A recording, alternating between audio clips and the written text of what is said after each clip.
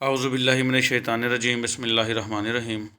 आज हमने पढ़ना है बेटा बायोकेमिस्ट्री पेज नंबर 43 से। आज हमने पढ़ना है इंसुलिन। इंसुलिन के बारे में तो सब लोग वाकिफ़ हैं बेटा। ऐसे मरीज़ जो शुगर पेशेंट हों, अच्छा ये इन अल्फाज पे गौर किया करें। उर्दू में भी हम शुगर का मरीज़ कहते हैं बेटा, या ज़ियाबितिस कहते हैं, और इंग्लिश में शुगर कहते हैं, लेकिन जो मेडिकल वर्ड है वो है डायबिटिक पेशेंट, डायबिटीज़, ठीक है, DIABTES, ठीक है, डायबिटिक पेशेंट, ठीक है। तो वो जो होते हैं डायबिटिक पेशेंट, उनकी शुगर को डाउन करने के लिए इंसुलिन आती है। इसका थोड़ा सा इंट्रोडक्शन कर लें, सुन लें बेटा कि जब इंसुलिन होती क्या है। इंसुलिन एक हार्मोन है बेटा। आपका जो पेंक्रियाज है, लबलबा जिसको कहते हैं, उसके दो किस्म के सेल्स हैं, आइलेट्स ऑफ लिंगरहांस के, अल्फ़ा सेल्स और बीटा सेल्स। जो बीटा सेल्स हैं वो पैदा करते हैं इंसुलिन, अल्फ़ा सेल्स पैदा करते हैं ग्लूकागान। इंसुलिन का उलट हार्मोन कौन सा है? ग्लूकागान है।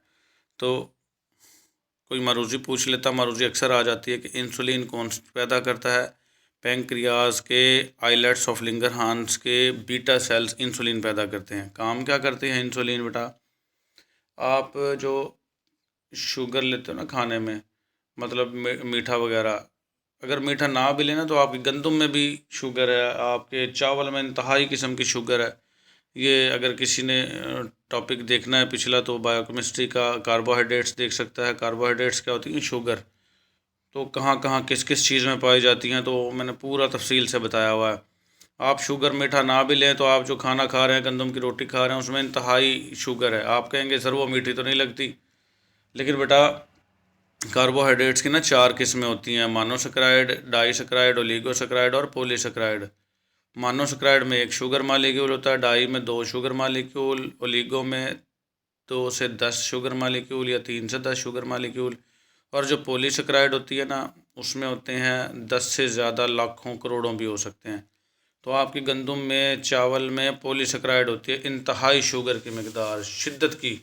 लेकिन ये अल्लाह का निज़ाम है, जितनी शुगर की मकदार ज़्यादा होती जाती है, इसकी मिठास कम होती जाती है। तो पॉलीसेकेराइड है इसमें, इसलिए इनकी मिठास नहीं होती। आपके आलू में स्टार्च है, पॉलीसेकेराइड है, आपके चावल में इंतहाई स्टार्च है, पॉलीसेकेराइड है, और आपके गंदों में भी पॉलीसेकेराइड है। अनाज, दालें वगैरह खाते हैं, इन सब में कार्बोहाइड्रेट्स भी पाई जाती हैं, प्रोटीन्स भी, लिपिड्स भी। तो ये था इंट्रोडक्शन बेटा। किसी ने वो देखना है तो टॉपिक वो पूरा देख सकता है। अच्छा, इंसुलिन काम क्या करती है? जो भी आप खाने में शुगर लेते हैं, कोई भी है, वो आपके ब्लड में चली जाती है, लेकिन ये ताकत का ज़रिया बनती है शुगर। लेकिन जब तक इंसुलिन ना आए, इसको ताकत बनाने के लिए इसको सेल में पहुंचाना ज़रूरी होता है। शुगर को आपके खाने से आपके ब्लड तक तो पहुंच गई है, लेकिन आपके सेल तक नहीं पहुंची। सेल ने बनानी होती है इसकी ताकत, एनर्जी, ATP। तो इंसुलिन का काम क्या है बेटा? इंसुलिन आएगी और इसको एंट्री दिलवाएगी सेल के अंदर, ताकि इससे ताकत बनाई जा सके। तो कुछ लोग ऐसे होते हैं जिनको इनका यानी पेंक्रियाज ख़राब होता है, तो वो इंसुलिन पैदा नहीं कर रहा होता, और कर भी रहा होता है तो बहुत कम मिकदार में कर रहा होता है, जो सफिशेंट नहीं होती। तो इसलिए उनकी जो शुगर जो है वो ब्लड में ही मौजूद रहती है और आगे सेल तक नहीं जा पाती। तो इसलिए हम ब्लड निकाल के चेक करते हैं बेटा, तो वहाँ शुगर की मकदार जो है वो बढ़ी हुई होती है। ये नॉर्मल रेंज जो है 1 ग्राम पर लीटर रहनी चाहिए, ग्रामों में अगर बात करें तो। और वैसे बात करें तो शुगर जो है वो जो पैमाइश करते हैं वो होनी चाहिए। ये 2 किस्म की शुगर होती हैं बेटा, एक रैंडम ब्लड शुगर और एक फास्टिंग ब्लड शुगर। रैंडम कहते हैं बेटा खाना खाने के बाद, और फास्टिंग कहते हैं खाना खाने से पहले। तो खाना खाने से पहले और बाद में जो है इसकी रेंजेस मुख्तलिफ हैं। खाना खाने से पहले तकरीबन 120 तक, 130 तक नॉर्मल रेंज है, और अगर खाना खाने के बाद 180, 170 भी हो गई है तो नॉर्मल रेंज है ये। इससे ज़्यादा या इससे कम होंगी तो फिर कोई ना कोई मसला आपको दरपेश होगा। तो अब हम पढ़ते हैं, ये इंसुलिन का मैंने सारा इंट्रोडक्शन दे दिया कि इंसुलिन क्या क्या काम करती है। तो अब पढ़ते हैं बेटा, insulin is a small protein. Insulin small protein है which acts to lower the blood glucose level. जो काम करती है ब्लड के अंदर जो ग्लूकोज लेवल है उसको कम करने का। लोअर का मतलब क्या होता है, कम करना। This hormone is secreted by beta cells of islets of Langerhans of the pancreas. आ गई वही बात जो मैंने पहले बता दी है कि ये हार्मोन खारिज किया जाता है, बीटा सेल्स खारिज करते हैं आइलेट्स ऑफ लिंगरहांस के, और ये होते किसके हैं, पैंक्रियाज के। पैंक्रियाज क्या होता है, लबलबा। जिसको पैंक्रियाज का पता ना हो बेटा वो नेट से पैंक्रियाज लिखे सर्च कर ले। ये मैदे से थोड़ा सा नीचे, स्टमक से नीचे और छोटी आंत के साथ जुड़ा हुआ पत्ते की तरह का एक ऑर्गन है पैंक्रियाज। उर्दू में इसको लबलबा कहते हैं। केमिकल नेचर क्या है इस हार्मोन की? Insulin is a small soluble protein containing 51 amino acid. Insulin छोटा हल होने वाला प्रोटीन है और ये 51 अमाइनो एसिड होते हैं इसमें। मारूजी बन सकती है कि इंसुलिन में कितने अमाइनो एसिड होते हैं, 51। प्रोटीन बेटा किससे मिलकर बनी होती है, अमाइनो एसिड से। तो ये प्रोटीन है और ये अमाइनो एसिड से ही मिलकर बनी होगी। और कितने अमाइनो एसिड पाए जाते हैं, 51 इसमें। और सॉल्युबल का मतलब ये हल हो जाता है। इफ़ेक्ट्स ऑफ इंसुलिन, इंसुलिन के असरात क्या होते हैं? ये मुख्तलिफ़ किस्म के असरात करता है बेटा, ये नोट आ सकता है इंसुलिन पे। ये बिल्कुल शॉर्ट में आपने याद कर लेना है। मैंने ये जो इतना इंट्रोडक्शन दिया है ये आपको समझाने के लिए दिया ताकि आपको इंसुलिन के बारे में मुकम्मल मालूमात आ जाएँ। हो सकता है जो इन्फॉर्मेशन मैंने दी है वो आपके पास पहले कभी ना आई हों।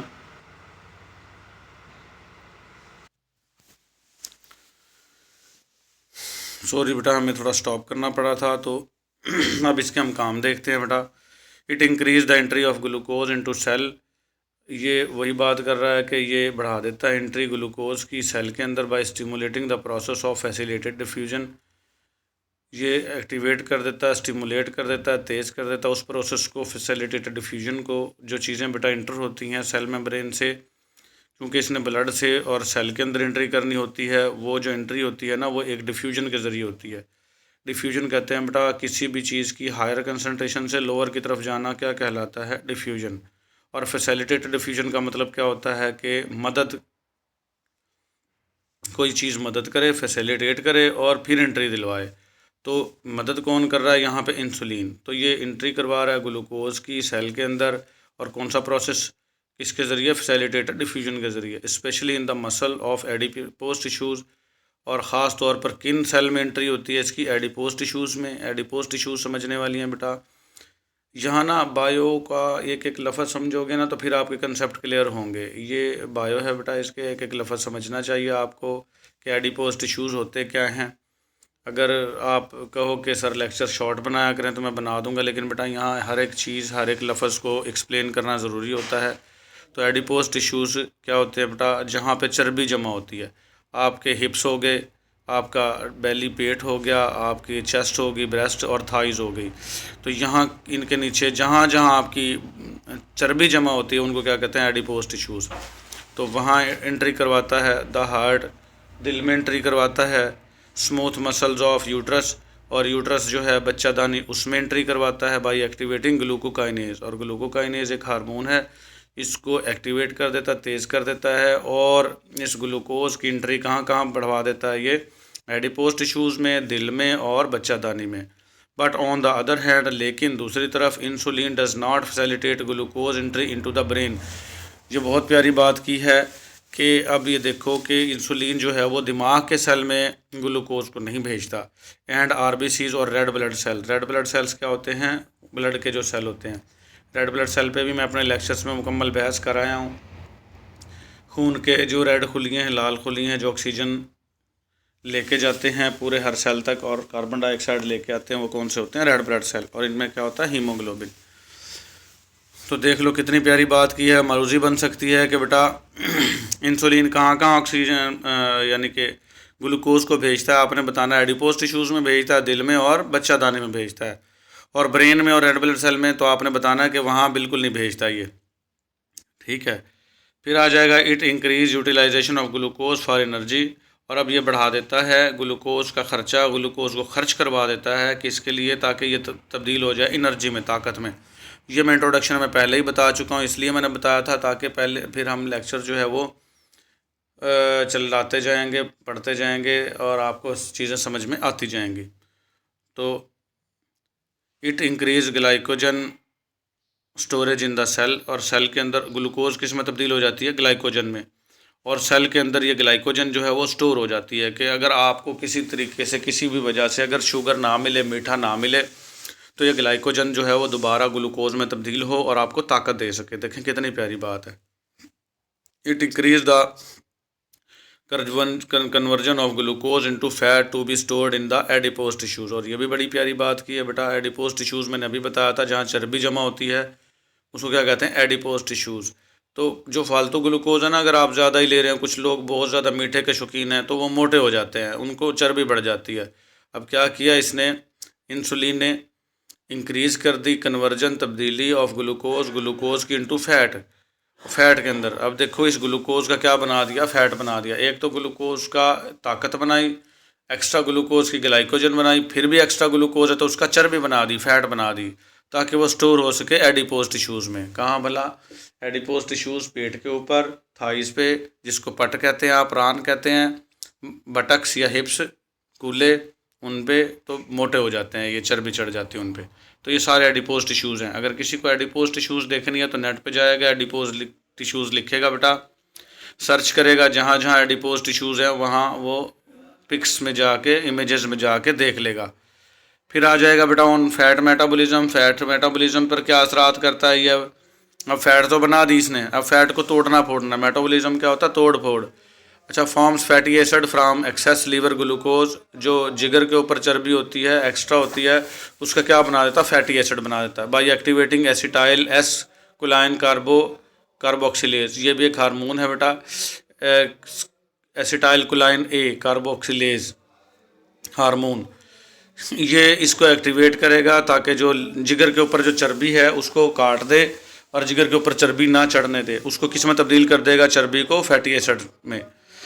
अब fatty acid are utilize from triglyceride which are stored in the adipose tissues. अब ये फैटी एसिड कौन खर्च करेगा, ट्राइग्लाइसराइड यूज़ करेंगे, जो कि स्टोर हो जाएंगी एडिपोज टिश्यूज़ में। यानी जिगर से चर्बी हट जाएगी और किस में स्टोर हो जाएगी, एडिपोज टिश्यूज़ में। जिगर पे चर्बी ख़तरनाक होती है बेटा, देखो अल्लाह को पता है इसका निज़ाम कि जिगर पे चर्बी ख़तरनाक होगी, इसलिए इसको वहाँ से हटवा देता अल्लाह। और किसके ज़रिए हटवाता है, इंसुलिन के ज़रिए। देखो इंसुलिन सिर्फ ग्लूकोज लेवल ही कम नहीं करवा रही, बाकी काम भी करवा रही है। It inhibits the hydrolysis of triglycerides.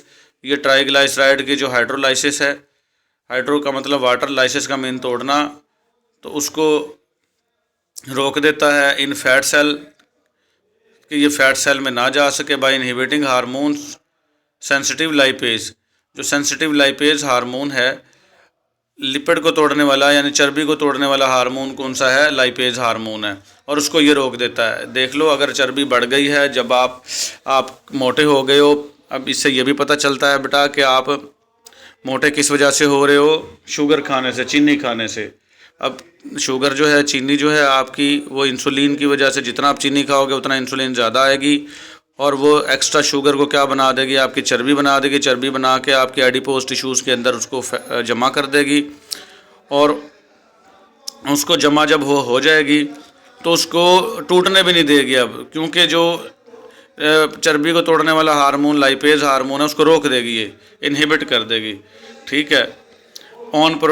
फिर अगर आपको चर्बी, अगर आपको खोरनी है बेटा, मतलब आप पतले होना चाहते हो, तो आपको मीठा छोड़ना पड़ेगा, ताकि जो है वो एक्स्ट्रा जो चर्बी फैट जमा हो गई है मीठा खाने से, तो वो दोबारा से आपकी एनर्जी बन सके, दोबारा से वो मतलब इंसुलिन नहीं आएगी तो वो लाइपेज को नहीं रोकेगी।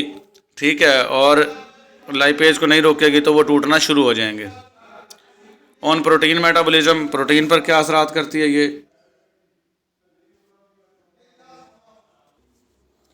प्रोटीन क्या होता है बेटा, आपका गोश्त होता है, और दालें शालें जो खाते हैं वो भी क्या होती हैं, प्रोटीन। और उस पर क्या असरात करेगी ये, it cause active transport of amino acid into the cell. जो अमाइनो एसिड हैं, प्रोटीन बनाने वाले हैं, उनको एंट्री दिलवा देगी सेल के अंदर। देखें ग्लूकोज को भी एंट्री दिलवा दी सेल में, और प्रोटीन को भी एंट्री दिलवा रही है। ठीक है, यानी अमाइनो एसिड को भी एंट्री दिलवा रही है। अमाइनो एसिड से मिलकर प्रोटीन बनते हैं, तो बेटा इसलिए समझ लो प्रोटीन को ही एंट्री करवा रही है। अमाइनो एसिड को एंट्री है तो प्रोटीन बनेगी, जारी बात है इनसे जाके। It promote translation of messenger RNA. अब मैसेंजर आरएनए क्या होता है बेटा, ये एक एक चीज़ पे बहस करनी पड़ती है, बच्चों को पता होना चाहिए। डीएनए और आरएनए होते हैं। आरएनए के 3 किस्में हैं, मैसेंजर आरएनए, ट्रांसफ़र आरएनए और राइबोसोमल आरएनए। तो ये मैसेंजर आरएनए जो है मैसेज लेके आता है और मैसेज को पढ़ना होता है, उसको मैसेज को पढ़ना क्या कहलाता है, ट्रांसलेशन। तो ये प्रमोट करता है मैसेंजर आरएनए के मैसेज की जो ट्रांसलेशन है उसको इन राइबोसोम्स के अंदर to form a new protein, ताकि नई प्रोटीन बना सके। राइबोसोम का काम सेल में क्या होता है, प्रोटीन तैयार करना। तो इन अमाइनो एसिड से जो एंट्री हुई थी सेल के अंदर, तो उससे क्या बना दिया, प्रोटीन बनवा देगा। ये इंसुलिन ही काम कर रहा है सारे। It promotes transcription of DNA in one nucleus to form messenger RNA. और ये ट्रांसक्रिप्शन जो है डीएनए की, इसको प्रमोट करता है ताकि ये मैसेंजर आरएनए जो है वो न्यूक्लियस के अंदर बनाए। मैसेंजर आरएनए ने जाके पैगाम देना है और उसको ट्रांसलेशन होनी है। देखो अल्लाह पाक ने बेटा कैसा निज़ाम रखा हुआ है, कोडिंग होती है मैसेंजर आरएनए में और कोड लेके जाता है। हमारी आँख, नाक, कान, दिल, जिगर, फेफड़े, गुर्दे, मसाने, ये इन्फॉर्मेशन कहाँ से आती है, माँ से और बाप से। कैसे बनने, लड़का बनना है या लड़की बननी है, तो इसके अंदर बहस लंबी छिड़ जाएगी बेटा। तो ये मैसेज होते हैं, कोड होते हैं जो नज़र नहीं आते, इंतहाई छोटे, डीएनए में छुपे हुए। और डीएनए क्या बनाता है, मैसेंजर आरएनए को मैसेज दे के भेजता है और राइबोसोम्स जो है उसकी ट्रांसलेशन करता है, उसकी हिदायत को पढ़ता है कि इसको लड़का बनाना है या लड़की बनानी है, कद कैसा बनाना है, रंग काला या गोरा बनाना है, बाल सीधे या घुंघरियाले बनाने हैं। तो ये सारे काम देखें कैसे हो रहे हैं इसके अंदर। फिर आ जाएगा डी पॉइंट बेटा, it inhibits protein catabolism. Protein को काटना, कैटाबॉलिज्म क्या होता है, काटना। मेटाबॉलिज्म की 2 किस्में होती हैं। मेटाबॉलिज्म की 2 किस्में कौन सी होती हैं, कैटाबॉलिज्म और एनाबॉलिज्म। कैटाबॉलिज्म का मतलब बड़े मालिक्यूल को काट के छोटे बनाना, और एनाबॉलिज्म का मतलब होता है उलट, छोटे मालिक्यूल को जोड़कर बड़े मालिक्यूल बनाना। और इन दोनों अमल को क्या कहते हैं, मेटाबॉलिज्म। तो ये मेटाबॉलिज्म की बात हो रही थी, तो यहाँ मेटाबॉलिज्म की वो किस्म जो कि कैटाबॉलिज्म है काटने की, तो ये उसको रोक देता है। यानी प्रोटीन अगर बढ़ गई है, गोश्त ज़्यादा हो रहा है आपका, कद बढ़ रहा है आपका, तो आपको प्रोटीन भी चाहिए, गोश्त भी चाहिए, मसल्स भी चाहिए, डोले छोले जो बनेंगे आपके तो वो बन तो जाएंगे। लेकिन अगर इंसुलिन जा रही है तो आपके जो डोले छोले बन गए हैं उसको कम होने नहीं देगी, कटने नहीं देगी एनर्जी के लिए। It inhibit gluconeogenesis from amino acid. ये अमाइनो एसिड से जो ग्लूकोनियोजेनेसिस होती है उसको भी रोक देता है। फिर आ जाएगा ऑन ग्रोथ। ग्रोथ पर क्या असरात करता है, आपके कद बढ़ने पर। Insulin is essential for growth. Insulin जो है आपकी ग्रोथ के लिए बहुत ज़्यादा ज़रूरी है, नशोनुमा के लिए, आपके कद बढ़ने के लिए तो वो ज़रूरी है। इट इंक्रीज़ प्रोटीन फॉर्मेशन, क्योंकि ये प्रोटीन को बढ़ाता है बेटा। जिस वक्त आपका कद बढ़ रहा होता है तो आपको ज़ाहिरी बात है कद बढ़ने के साथ साथ आपकी हड्डियों के साथ लगने के लिए गोश्त भी तो आपको चाहिए ना। तो वो जो गोश्त लगेगा, प्रोटीन लगेगी, वो कौन बनाएगा तो आपका सेल के अंदर कौन बनाएंगे, राइबोसोम। लेकिन उसको एक्टिवेट कौन करेगा, इंसुलिन। तो बेटा इंसुलिन बहुत ज़्यादा ज़रूरी भी है और बहुत ही ज़्यादा ज़रूरी है। लेकिन आप जो है वो कहते हैं excess of everything is bad. तो आपने जो है शुगर बहुत ज़्यादा नहीं लेनी, नॉर्मल मिकदार में लेनी है। मैंने बताया कि आप रोटी खा रहे हैं, चावल खा रहे हैं, तो इसके ज़रिए भी शुगर जा रही है आपकी बॉडी के अंदर। और जो आप चीनी में चाय में पीते हैं उसके ज़रिए भी, शहद खाते हैं वो भी मीठा है, फल खाते हैं जितने भी, उनमें भी सब में कार्बोहाइड्रेट होती है, तो वो जाएगी तो इंसुलिन आएगी। इंसुलिन आपका ताकत बनवाएगी और आपकी ग्रोथ करवाएगी और आपका प्रोटीन का मेटाबॉलिज्म करवाएगी, बहुत सारे काम करेगी। लेकिन अगर आप ज़्यादा शुगर लेंगे तो फिर आप मोटे हो जाएंगे। सिर्फ़ एक नुकसान है कि ज़्यादा शुगर, वो भी आप नुकसान तो नहीं है बेटा, वो आपकी ही गलती है कि अगर वो आप ज़्यादा शुगर लेंगे तो मोटे होंगे। अदरवाइज़ तो इंसुलिन का बहुत ज़्यादा फ़ायदा है बॉडी के अंदर।